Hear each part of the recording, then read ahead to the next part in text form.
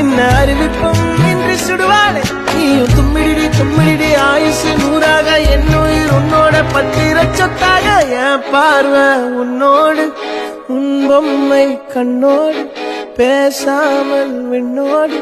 நாம் மிதந்து